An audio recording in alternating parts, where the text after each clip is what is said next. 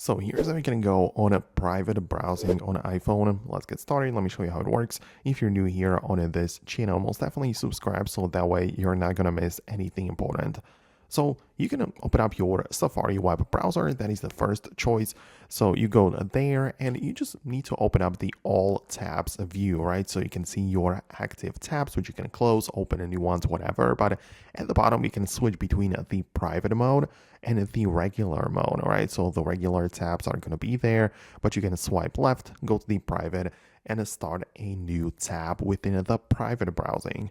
So that's pretty simple and easy to do. However, there might be a case where you simply do not see the private option, and this is simply disabled or restricted in the settings app. So open up the settings, go to the screen time section, and there are the content and privacy restrictions.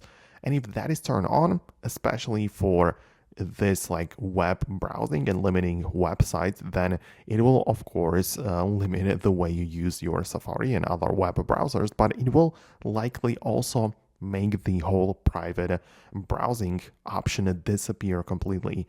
So if that is the case, you know where you can uh, go back to the original state and whatnot, right? So that's what I wanted to show you. Of course, you might be using some different web browsers as well, but the process is very similar in the Google Chrome and other third-party browsers where you just go to the all tabs and swipe to the private browsing. So that's how it works. That's what I wanted to show you in this video. Make sure you subscribe so you do not miss the upcoming tutorials, and I'll see you later.